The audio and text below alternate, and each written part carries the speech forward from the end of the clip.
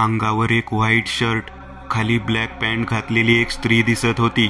तिचे डोक्यावरचे तपकिरी रंगवलेले केस मागे एका ठिकाणी गोल करून बांधलेले, चेहरा जरासा उभा व त्यावर गोल्ड मेकअप मारलेली, डोळ्यांवर मोठ्या गोल फ्रेमचा काळा चष्मा घातलेला, त्यातून निळसर रंगाने रंगवलेल्या पापण्या दिसत होत्या. त्यावर जराशा मध्यम काळ्या आयब्रो, मग खाली जरासे टोकदार नाक, त्याखाली स्ट्रॉबेरी सारखे लाल भडक ओठ दिसत होते. तिचे वय जेमतेम 45-50च्या आसपास असावं, पण हार्डवर्क, फिटनेस, मेकअपमुळे ती स्त्री तरुण भासत होती. आजच्या युगात काहीही होऊ शकतं ह्याचा उत्तम नमुना.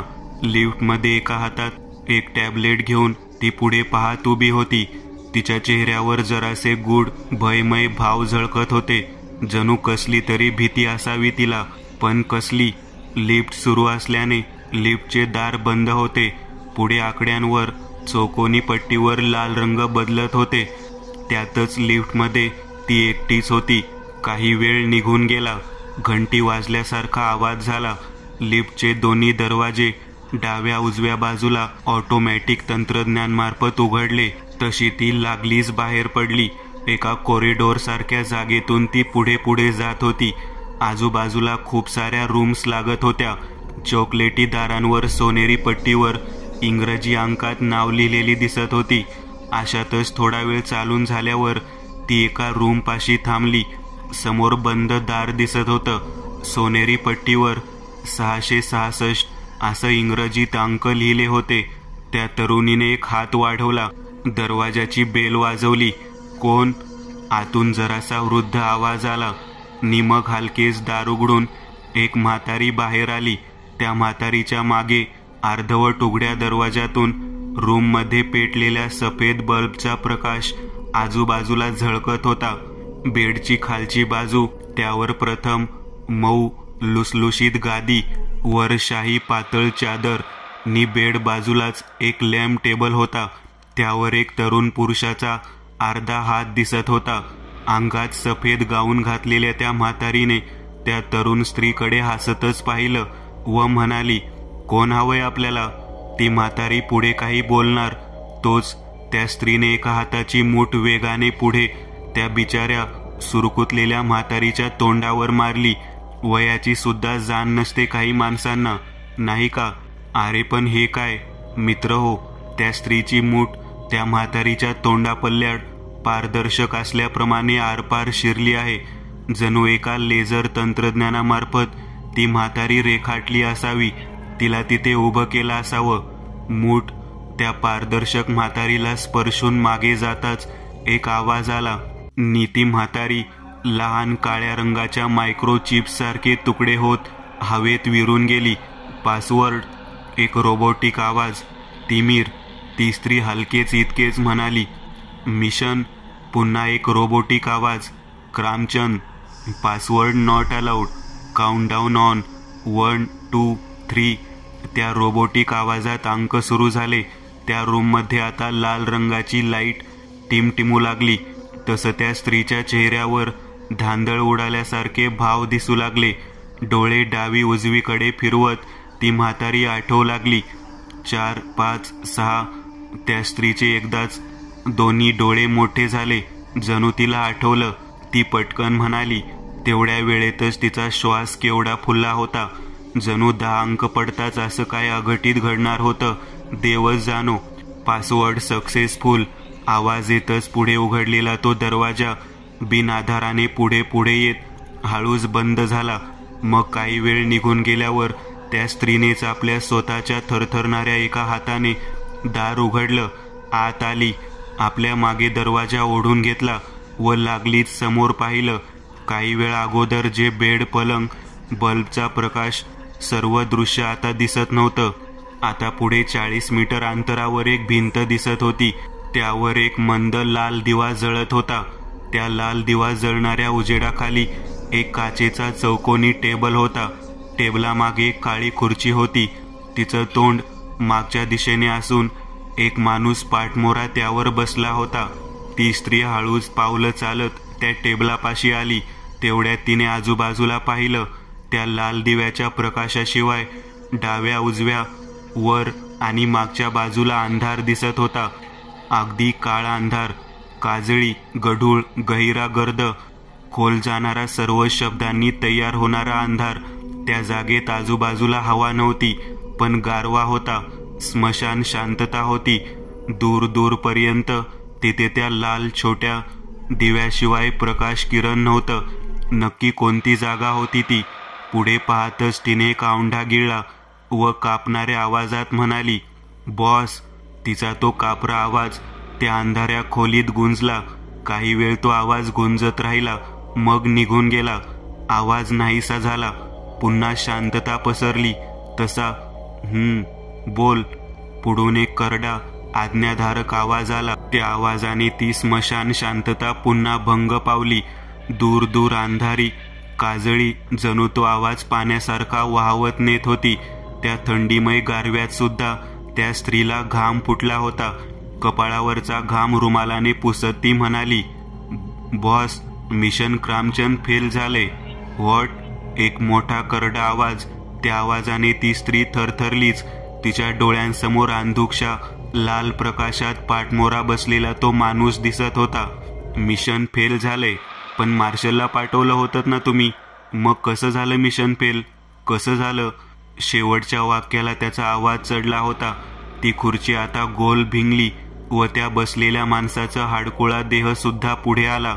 शरीराने 7-7.5 फूट उंची, अंगावर एक काळा सूट, त्यात एक निळसर शर्ट, गळ्यात काळी टाई, खाली काळी पॅन्ट, पायात चकचकीत काळे बूट नी डोळ्यांवर काळ्या गोल फ्रेमचा चष्मा. डोक्यावरचे वाढलेल्या काळ्या केसांचा एक भाग डाव्या बाजूला वळवलेला, तर दुसऱ्या भागांची बाजू उजव्या बाजूला सारली होती. खोलीत एका अंधुक लाल बल्बच्या प्रकाशात त्याचे फक्त कपडे, केस दिसत होते, पण तो खप्पड चेहरा काही दिसत नव्हता. बॉस, गॅजेट प्रॉब्लेम झालाय. V10 मॉडेल 1 एका शस्त्रास इन्स्टॉल करण्यास अक्षम झाली म्हणून. त्या स्त्रीने अद्याप मान खाली झुकवली होती. वर पाहायची हिम्मत होत नव्हती तिची. तोंडातले शब्द तुटक तुटक बाहेर पडत होते. व्हॉट? Gadget problem? तुम्हा सर्वांना करोडो रुपये खर्च करून एवढं सगळं तंत्रज्ञान मी मिळवून दिलं आहे, तरीही अशी घोडचूक तुमच्याकडून झालीच कशी? त्या काळ्या सूट घातलेल्या लुकड्याशा आकृतीने दोन्ही हात टेबलांवर असे काही आपटले की तो फट आवाज 4ही दिशेंना गुंजला जात त्या स्त्रीच्या कानात घुसला. भीतीने तिच्या हातातला टेबलेट हातातून निसटून खाली पडला. तिला असं घाबरलेलं पाहून त्या आकृतीने आपला राग कसा तरी आवळल्यासारखा दिसला. कारण खुर्चीचं तोंड पुन्हा मागे फिरवून ती आकृती पाठमोरी बसली.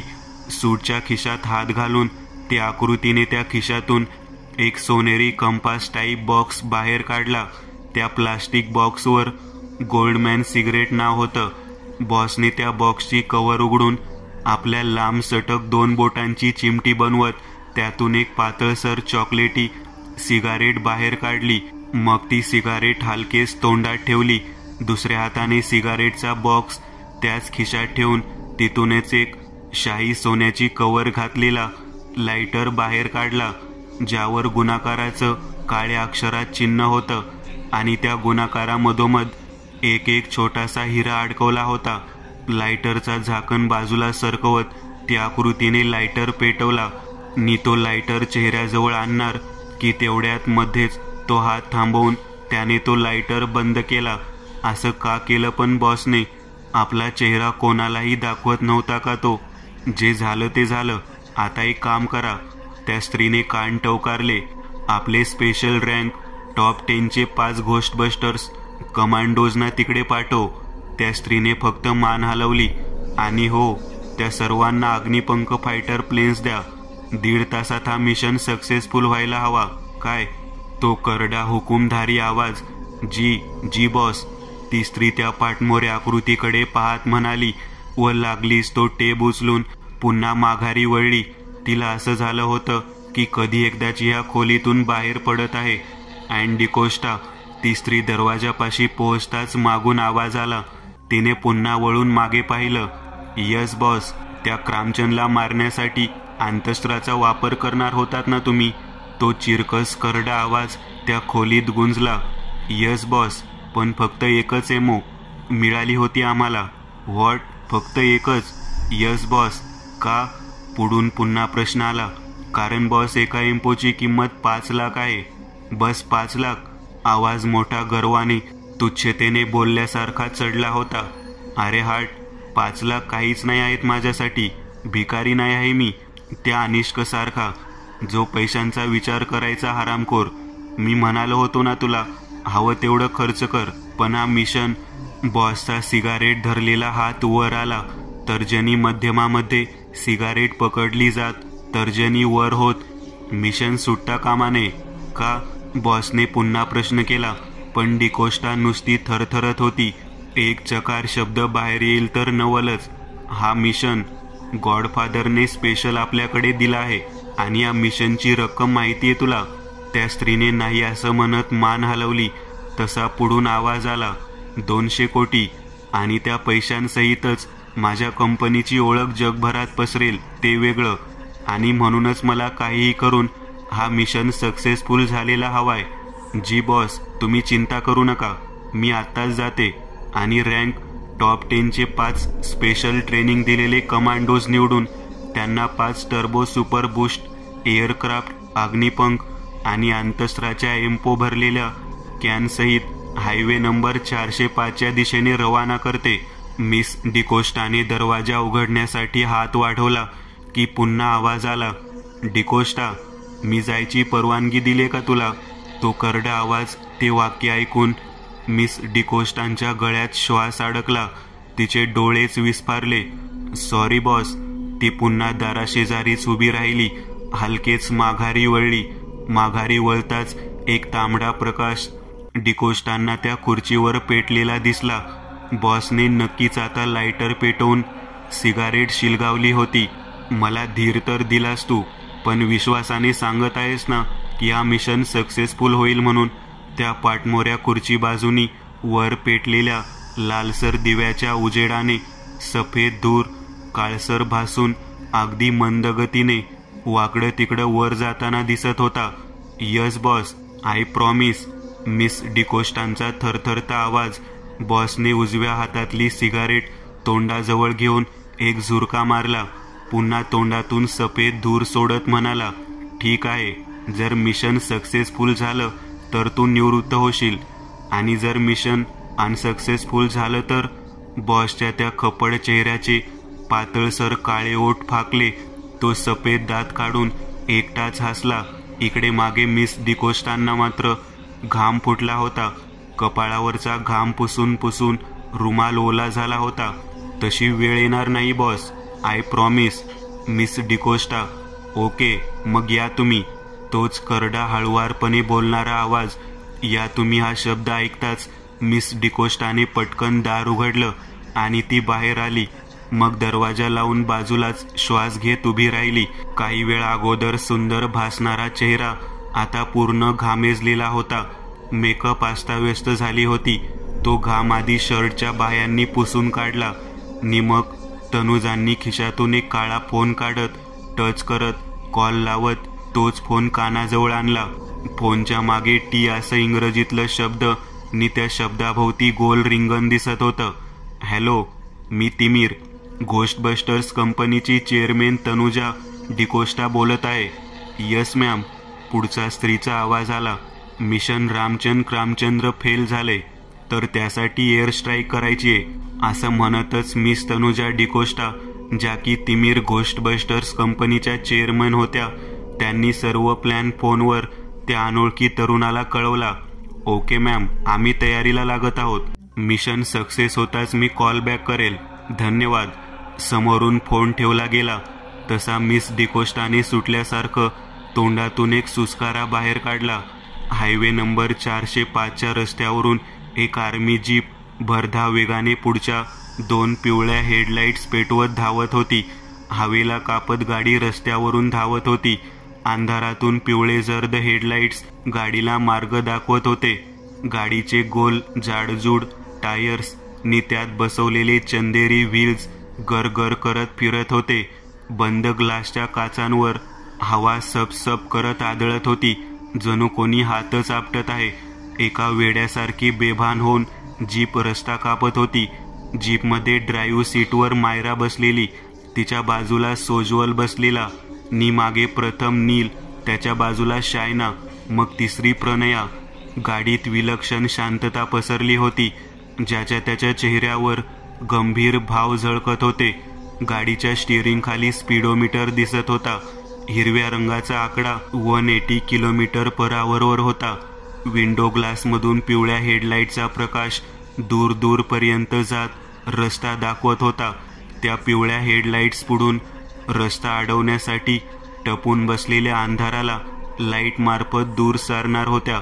मायरा राहून पुढच्या मिररमधून मागे पाहत होती. तिच्या नजरेस फक्त मागचा काळोखी रस्ता दिसत होता. ह्याचा अर्थ रामचंद अद्याप आला नव्हता. शायना केव्हापासून तिची हीच क्रिया पाहत होती. तुझं नाव काय आहे ग? आणि तू त्या गावातली आहेस का? प्रथम शायनाचा आवाज ती शांतता मोडून गेला. मायराने मिररमधूनच तिच्याकडे पाहिलं व म्हणाली, नाही, मी त्या गावातली नाही. मग? नील मध्येच बोलला. सोज्वल, प्रणया दोघे फक्त ऐकत होते. ती बस पाहिलीत का तुम्ही? हो, मी त्याच बसने इथे आलो होतो. मी त्या बसची ड्रायव्हर होते. असं म्हणतच मायराने तिच्या वडिलांबाबत ते हॉटेलमध्ये जाण्यापर्यंत सर्व काही त्या सर्वांना सांगितलं. हायवेवर असलेल्या लहान दगडगोट्यांना दूर भिरकावत गाडी बेभान होऊन धावत होती. वाळवंटातली वाळू तुडवत नाचत पळणारा तो वेनम प्रजातीचा साप दुरून पुढे जाणाऱ्या त्या जीपच्या उजेडाला पाहत होता. सर्व काही सांगून झालं होतं. मायराच्या डोळ्यांतून पित्याच्या आठवणीने टचकन एक अश्रू बाहेर आला होता. मग ही जीप कुठे मिळाली तुला? सोज्वल प्रश्न करत म्हणाला. मायराने एक वेळ त्याच्याकडे पाहिलं, मग पुन्हा रस्त्यावर नजर टाकत म्हणाली, मी ज्या हॉटेलात घुसले होते त्याच हॉटेलमधून माघारी वळताना मला किचनमधून एक आवाज आला. तसे मी किचनमध्ये घुसले. सर्वप्रथम तर मला 3-4 उंदीर दिसले आणि मग शेवटला हॉटेलच्या किचनची भिंत तोडून आत आलेली ही जीप. एक क्षण मी ह्या जीपकडे पाहतच राहिले होते की तेवढ्यात एक मोठा स्फोट झाल्याचा आवाज मी ऐकला. तसं मी धावतच बाहेर आले आणि बाहेर येताच मला जळणारी बस दिसली. ते दृश्य पाहून तर माझं डोकंच गरगरायला लागलं. मग मी बेशुद्ध झाले होते. ओ मग? सोज्वल तोंडाचा चंबू करत म्हणाला. मग काय? काही वेळाने जशी मला जाग आली तेव्हा मला काचेच्या भिंतीपल्ल्याड नील, शायना दोघे एकमेकांना भेदरलेल्या अवस्थेत दिसले आणि दुरून येणारी ती ट्रक ज्यात तो सैतान बसला होता. मग अचानक मला त्या जीपबद्दल आठवलं, जी की किचनमध्ये होती. तसं मी लागलीच किचनमध्ये पोहोचले. सुदैवाने जीपला चावी लावलेलीच होती आणि पेट्रोल टँक, इंजिन सहित सर्व काही ठीक होतं. मग पुढे जे काही घडलं ते तुम्हा सर्वांना माहितीच आहे. मायराने सोज्वलकडे पाहिलं, मग पुढच्या मिररमधून मागे नील, शायना, प्रणया तिघांकडे पाहिलं. अच्छा, म्हणजे ह्याचा अर्थ या अगोदर सुद्धा कोणीतरी त्या रामचंदच्या कचाट्यातून सुटण्याचा प्रयत्न केला होता, पण तो सुटू शकला नाही. प्रणया एक करत सर्वांकडे पाहत म्हणाली, आणि त्याचीच ही जीप असावी. शायनाने बरोबर ओळखलं. काहीही असो, पण आपण देवाच्या कृपेने आपण सुटलो आहोत आणि हे खूप चांगलं झालं आहे, नील म्हणाला. नी तेवढ्यातच त्याची नजर स्टिअरिंग बाजूला गेली. मधोमध एक लाल पिवळ्या रंगाचा कापड तिथे होता. जणू त्या खाली काहीतरी असावं. तिथे त्या कापडाखाली काहीतरी आहे वाटतं. नील पुढे त्या लाल पिवळ्या कापडाकडे पाहत म्हणाला. मायरानेही ते पाहिलं. नी मग एक हात स्टिअरिंगवर ठेवतच तो छोटासा लाल पिवळा कापड हलकेच दुसऱ्या हाताने उचलला.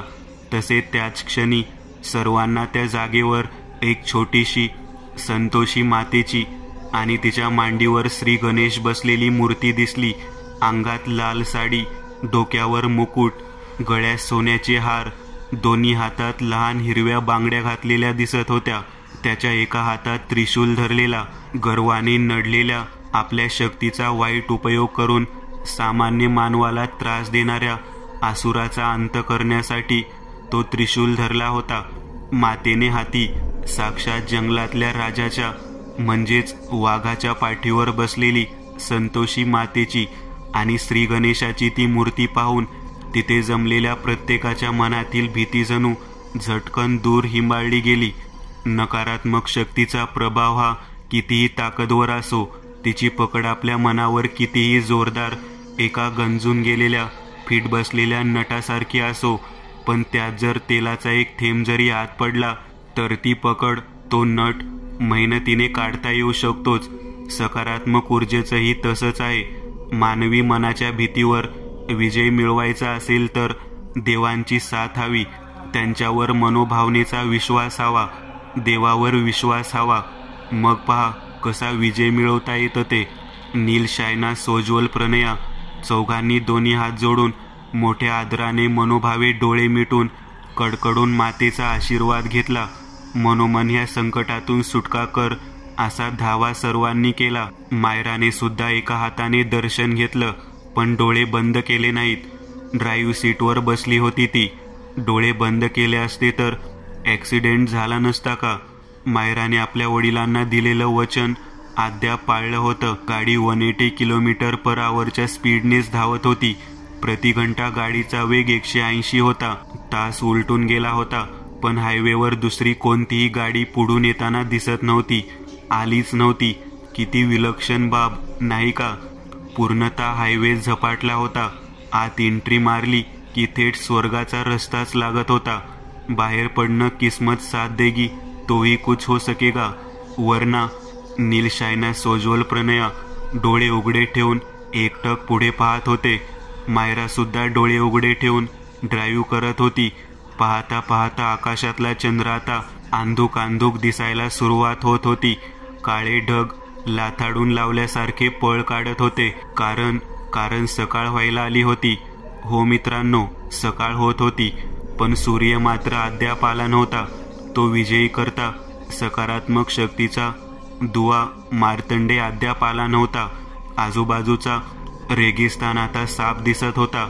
सोनेरी वाळू सकाळच्या पांढरट आंधुकशा उजेडात हलकीशी चॉकलेटी दिसत होती. सकाळ झालीये. प्रणया बाजूच्याच काचेच्या बंद खिडकीतून बाहेर पाहत म्हणाली. एक क्षण तिला सकाळच्या थंड हवेस अनुभवायची उत्तेजक लहर दौडून आली होती, पण तिने कसं तरी आवर घातलं. मायरा ताई, अगं अजून पोहोचलो कसं नाही आपण? नील मागून म्हणाला. 1 तास उलटून गेलाय, मला वाटतं 30-40 मिनिटात पोहोचू आपण. मायरा आपलं नेहमीचा तर्क लावत म्हणाली, जे की अगदी बरोबर अचूक होतं. नील, शायना, मायरा तिघांच्याही सकाळच्या वातावरणात काही वेळ का असेना गप्पा सुरू झाल्या होत्या. अनावधानाने का असेना, पण गप्प राहून त्या गप्पा ऐकत बसलेल्या सोज्वलची नजर गाडीच्या स्पीडोमीटरकडे गेली.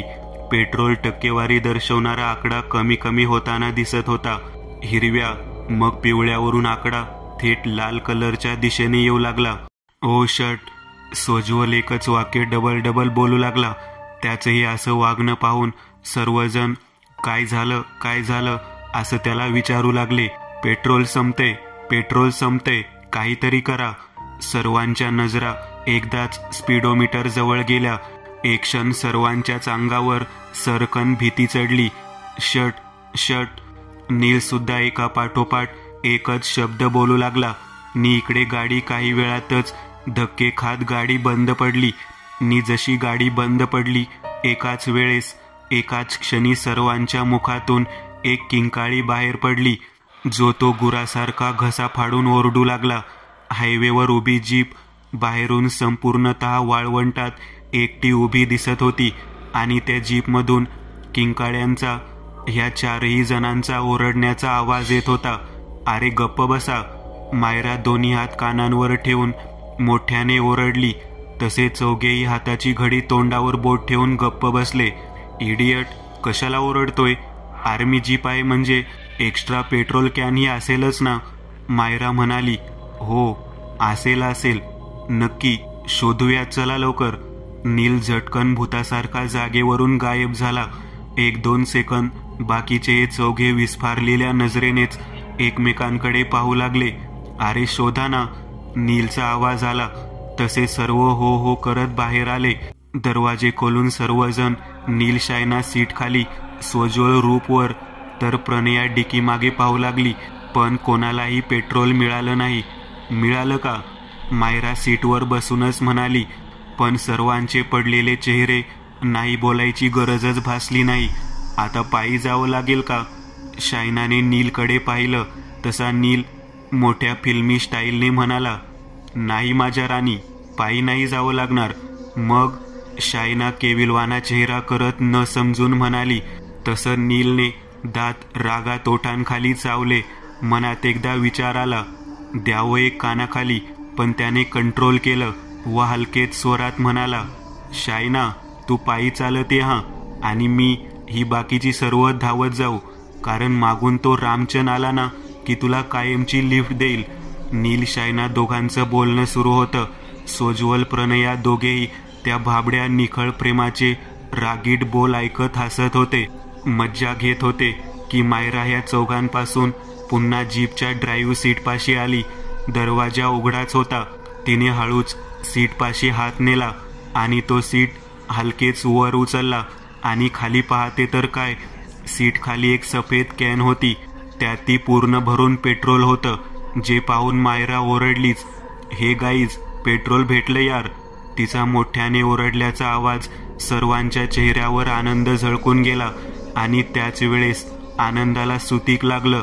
त्या हॉर्नचा आवाज तर आता ह्या सर्वांना ओळखीचा झाला होता.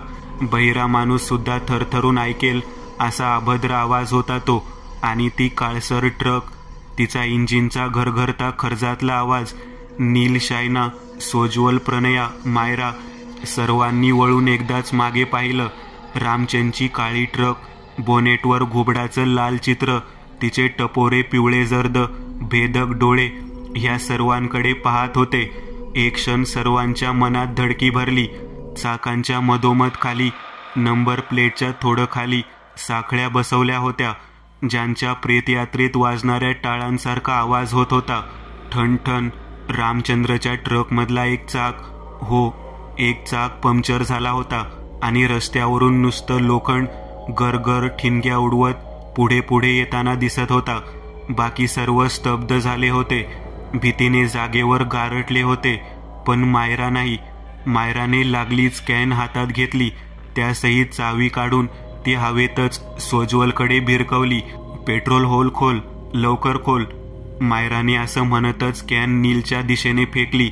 तुम्ही दोघी गाडीत बसा लवकर, जस्ट फास्ट, घाई करा.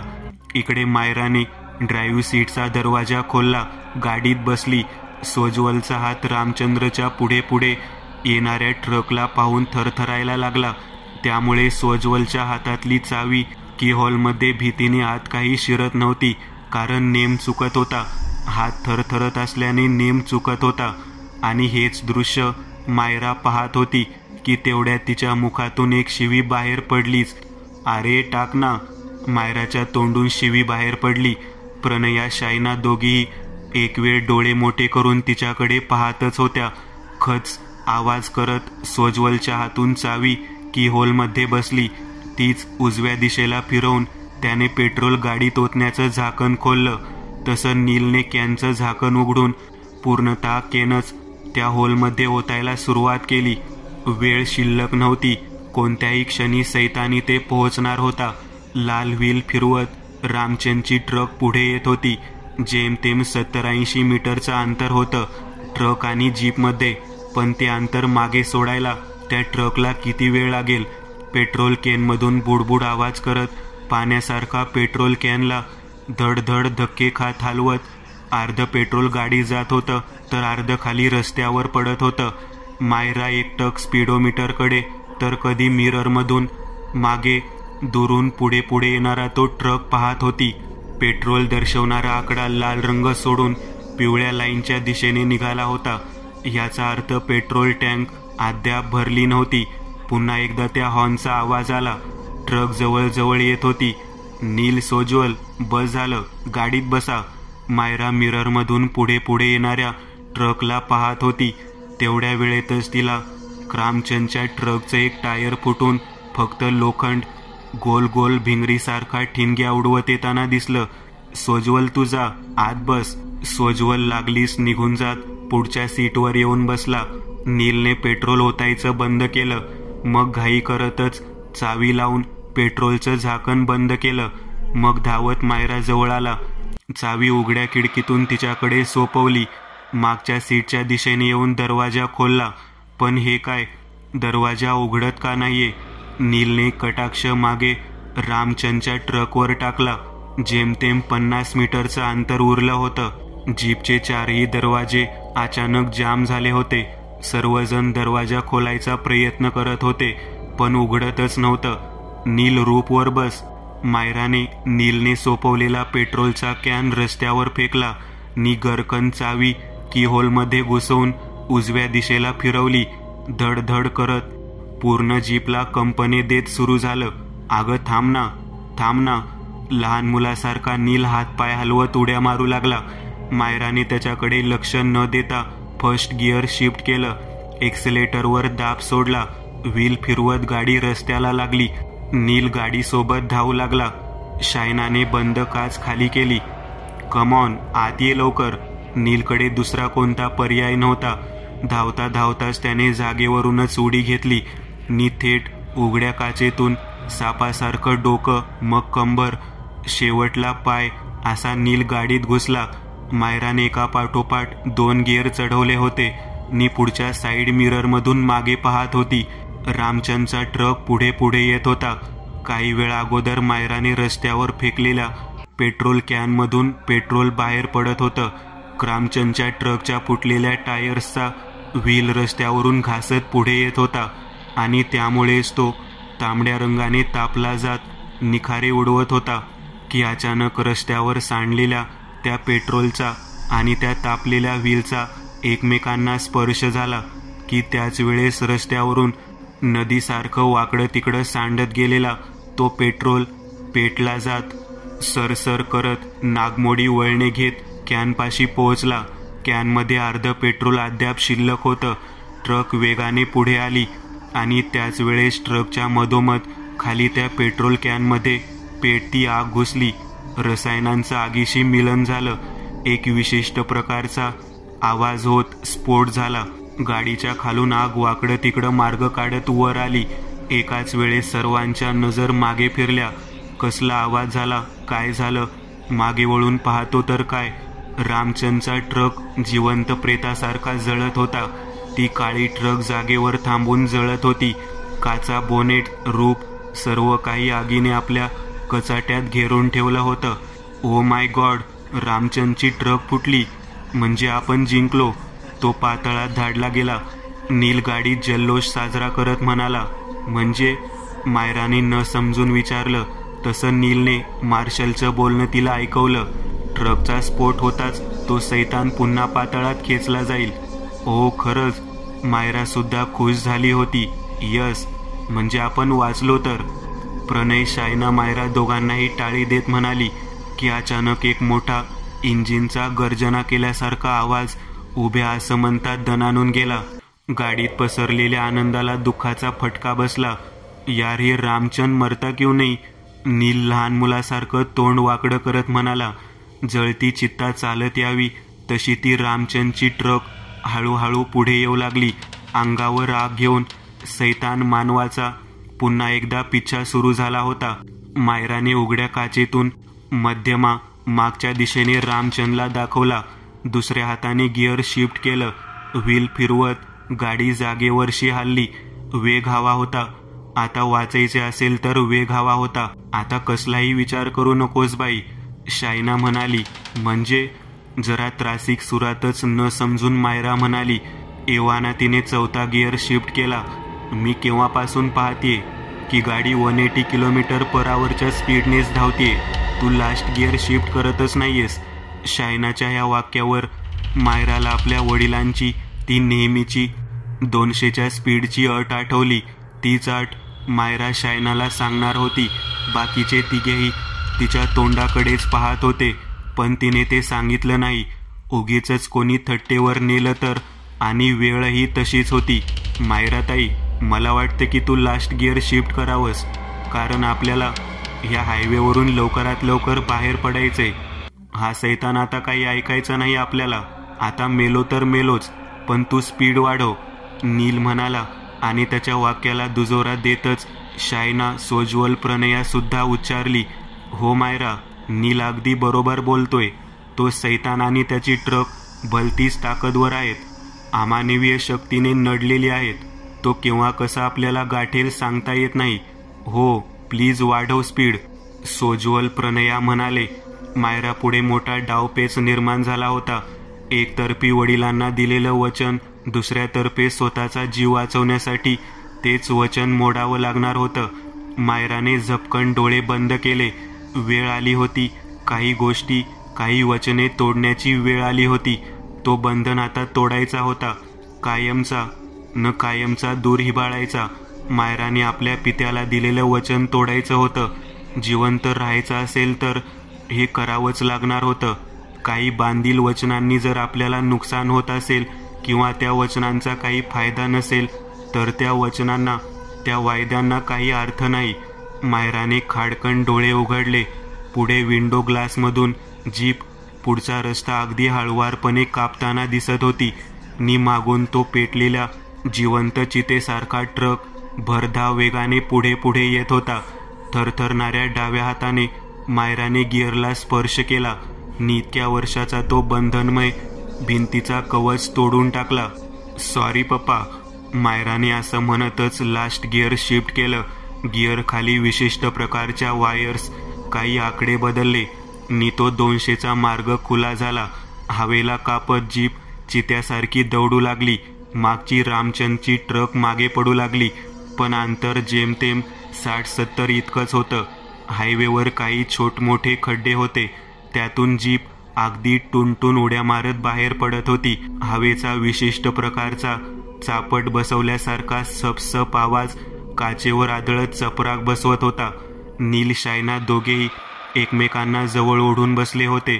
प्रणया सोज्वलच्या खांद्यावर हात ठेवून विंडो ग्लासमधून पुढे पाहत होती. मायराच्या उजव्या बाजूने उघड्या खिडकी बाहेरून हवा आत येत होती. थंड हवा. त्या थंड हवेने सर्वांना हुडहुडी भरली होती. त्यासहितच उघड्या काचेतून वाळवंट दिसत होता, जो की हा मनोरंजक मृत्यूचा खेळ उभ्या डोळ्यांनी पाहत होता. वाळवंटात एका सुकलेल्या झाडाजवळून पुढे 80-90 मीटर दुरून एक जीप अगदी सुसाट वेगाने पुढे पुढे जाताना दिसत होती. आणि त्या जीप मागून एक आगीने ग्रासलेली पेटती ट्रक त्या जीपचा पाठलाग करताना दिसत होती. नील, शायना, सोज्वल, प्रणया चौघांनीही डोळे बंद केले होते. हायवेची सीमारेषा किती उशीर झाला पण मिळत नव्हती.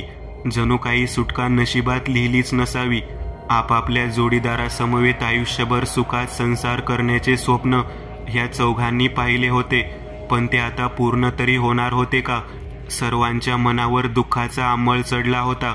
सकाळच्या नयनरम्य वातावरणाला अगदी दूषित अंधाराचं स्वरूप आलं होतं.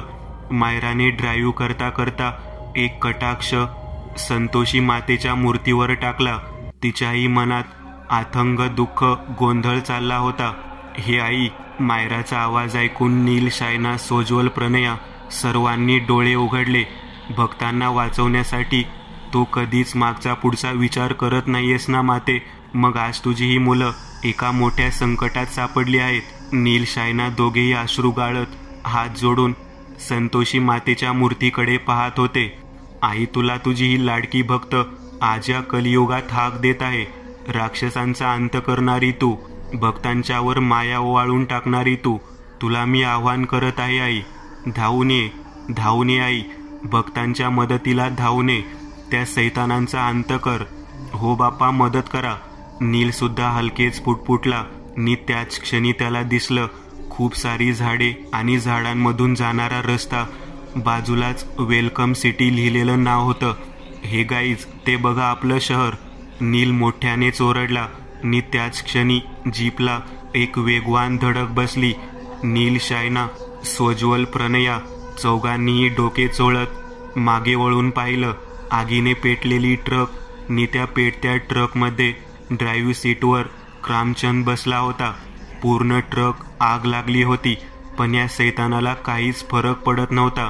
ते हिरवट जहरी डोळे अद्यापही या सर्वांवर खिळले होते. खाऊ की गिळू या नजरेने सर्वांकडे पाहत होते.